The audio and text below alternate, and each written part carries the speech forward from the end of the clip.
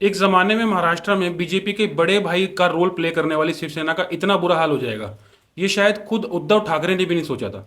Election में हार जीत तो चलती ही रहती है और उसके बाद पार्टियां ये भी कह देती हैं कि कोई बात नहीं, अगली बार जीत जाएंगे। लेकिन शिवसेना के लिए इलेक्शन जीतने या हारने का नहीं है, बल्कि आज अपने वजूद बचाने की बात है। 57 साल पुरानी पार्टी का साल 2019 से धीरे धीरे इतना बुरा हाल हुआ कि पार्टी आज वेंटिलेटर पर पहुंच गई। इलेक्शन तो हारी, साथ साथ पार्टी का नाम और पहचान यानी कि इलेक्शन सिंबल दोनों ही चले गए, और वो भी तब जब पार्टी महाराष्ट्र की पावर में थी। ऐसे में ये जानना जरूरी हो जाता है कि ठाकरे परिवार के हाथ से शिवसेना पार्टी कैसे निकल गई और अब आगे क्या होगा, और शिवसेना इतनी इंपॉर्टेंट क्यों है। इसके लिए ये जानना होगा कि शिवसेना का गठन कब हुआ। बात है साल 1960 की, जब महाराष्ट्र के सभी बड़े बिजनेसेस पर गुजरातियों का कब्जा था और स्मॉल बिजनेसेस पर मुस्लिम्स और साउथ इंडियन का कब्जा था। बस यही बात बाला साहब ठाकरे को अच्छी नहीं लगती थी। नौकरी से लेकर बिजनेस तक हर चीज पर भारी लोगों का कब्जा था, और इसी को बाला साहब ठाकरे ने मेन मुद्दा बनाया। उन्होंने मराठा इशू को बड़ा बनाते हुए 19 जून 1966 को शिवसेना की नींव रखी। उन्होंने मराठियों को नौकरियों में आरक्षण देने के लिए आंदोलन किया, और इसी आंदोलन के चलते बाला साहब ठाकरे धीरे धीरे बहुत पॉपुलर हो गए, और आगे चलकर 1968 में उन्होंने शिवसेना को एक पॉलिटिकल पार्टी के रूप में रजिस्टर करवाया। साल 1971 में पहली बार शिवसेना ने अपने उम्मीदवार उतारे पार्लियामेंट्री इलेक्शंस में, लेकिन किसी को भी कोई सफलता नहीं मिली। इसके बाद भी इन्होंने बहुत सारे इलेक्शंस लड़े, लेकिन कोई जीत हासिल नहीं कर पाए। ये वो टाइम था जब इन्हें परमानेंटली कोई इलेक्शन सिंबल तक नहीं मिला था। इनफैक्ट 1984 में ये बीजेपी के कमल के फूल के सिंबल पर भी इलेक्शन लड़े। फिर आया साल 1985, जब पहली बार म्युनिसिपल इलेक्शन में ये पार्टी सत्ता में आई, और इसी वक्त इन्हें तीर कमान का सिंबल भी मिला। और इसके बाद शिवसेना मुंबई और महाराष्ट्र की पॉलिटिक्स में स्ट्रांग होती गई। धीरे धीरे आगे चलकर शिवसेना ने मराठा के साथ साथ हिंदुत्व का मुद्दा भी जोड़ दिया, और 1989 के पार्लियामेंट्री इलेक्शन में हिंदुत्व के नाम पर वोट मांगा। नारा दिया गया, गर्व से कहो हम हिंदू हैं।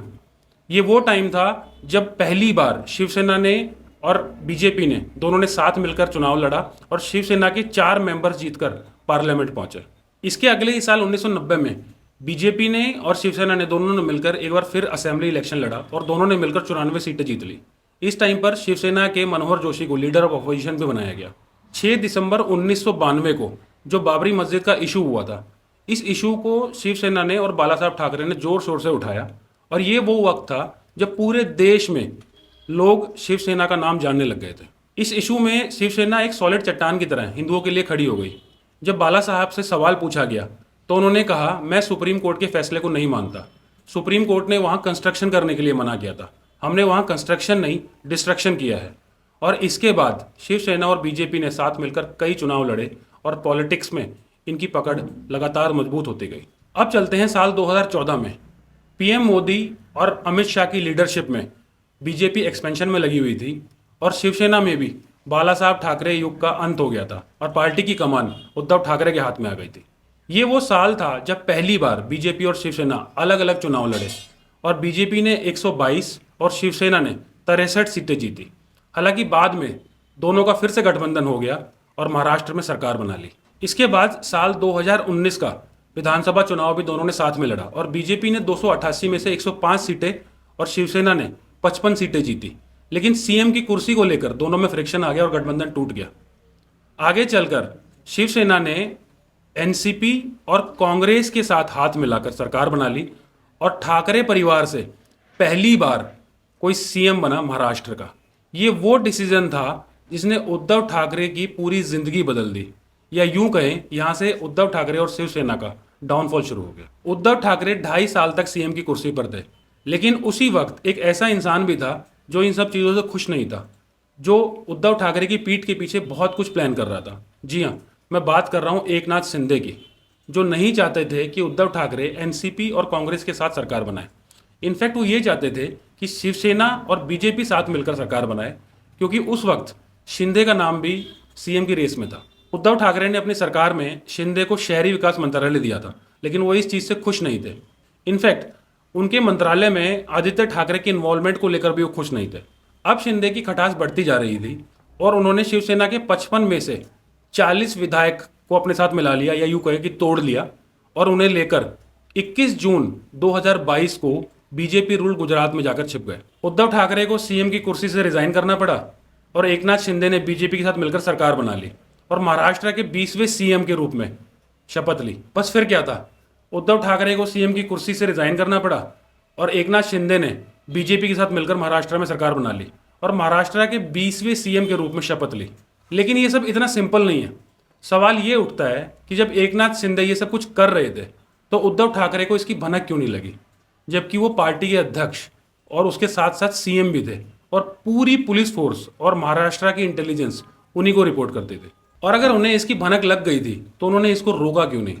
एकनाथ शिंदे जब इतने एमएलए को अपने साथ कर रहे थे, उन्हें लेकर कभी गुजरात तो कभी गुवाहाटी चले गए, सारी लीगल फॉर्मेलिटीज़ की। इन सब चीज़ों से ये तो जाहिर है कि एकनाथ शिंदे महीनों से इसकी प्लानिंग कर रहे थे। तो उद्धव ठाकरे को इस चीज़ की भनक नहीं लगती है, ये थोड़ा सा सरप्राइजिंग लगता है। पुलिस के कुछ सीनियर ऑफिशियल्स ने उद्धव ठाकरे को 2 महीने पहले ही इन्फॉर्म कर दिया था कि उनके कुछ एमएलए अपोजिशन के कांटेक्ट में हैं, लेकिन उद्धव ठाकरे ने इस इनपुट को सीरियसली नहीं लिया। इनफैक्ट कुछ रिपोर्ट्स तो ये भी बताती हैं कि उद्धव ठाकरे को इसकी जानकारी 6 महीने पहले ही थी, क्योंकि काफ़ी एमएलए इकट्ठा होकर उद्धव ठाकरे के पास गए थे और उन्होंने उनको बताया कि सेंट्रल एजेंसीज का प्रेशर उनके ऊपर बढ़ता जा रहा है। लेकिन उद्धव ठाकरे इसका भी कोई रास्ता नहीं निकाल पाए। ऐसे में एमएलए के पास बीजेपी में जाने के अलावा और कोई रास्ता बच भी नहीं गया था। अगर उस वक्त तक भी अगर उद्धव महाविकास आघाड़ी से बाहर आ जाते तो शायद आज ये सब कुछ नहीं देखना पड़ता। पावर में रहते हुए अगर आप ये नहीं पता लगा पा रहे हो कि आपकी खुद की पार्टी में क्या चल रहा है, तो इससे ज़्यादा शर्म की बात कुछ हो ही नहीं सकती। इलेक्शन कमीशन ऑफ इंडिया ने पार्टी का नाम और पहचान दोनों एकनाथ शिंदे को दे दी और बाला साहब ठाकरे की इतने सालों की मेहनत मानो पानी में मिल गई।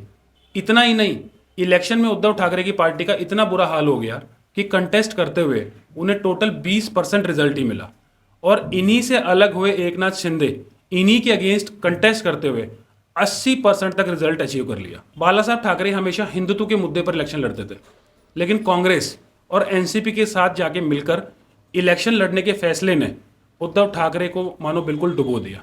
नौबत ऐसी आ गई है कि यहाँ जाने के बाद उद्धव ठाकरे को ना मुस्लिमों के वोट मिले और ना ही हिंदुओं के वोट मिले। 2 नावों में सवार होकर आखिर किसी की नैया आज तक पार हुई है क्या? पर यह सब हुआ क्यों? क्या उद्धव ठाकरे को कुर्सी से ज़्यादा ही प्यार हो गया था, या उनकी ईगो इतनी बड़ी हो गई थी कि अपनी ही पार्टी में अपने ही खिलाफ हो रही प्लानिंग को वो देख ही नहीं पाए? कारण चाहे जो भी हो, फिलहाल तो उद्धव ठाकरे का पॉलिटिक्स में अस्तित्व खतरे में ही है, क्योंकि इलेक्शन कमीशन के डिसीजन के अगेंस्ट उन्होंने सुप्रीम कोर्ट में जो केस फाइल किया था, कहीं इस बार के इलेक्शन रिजल्ट सुप्रीम कोर्ट के डिसीजन को भी अफेक्ट तो नहीं कर देंगे? क्योंकि एकनाथ शिंदे तो खुलकर मीडिया में बोल रहे हैं कि जनता ने अपने वोट के थ्रू ये बता दिया है कि असली शिवसेना एकनाथ शिंदे की ही शिवसेना है। तो क्या उद्धव ठाकरे की राजनीति अब खत्म हो गई है? क्योंकि ना तो उन्हें सेंटर से अब कोई हेल्प मिलेगी और महाराष्ट्र में तो उनके दुश्मन ही सत्ता में आ गए हैं, और ना ही उनके पास अब बाला साहब ठाकरे की पार्टी का नाम और पहचान रह गई है।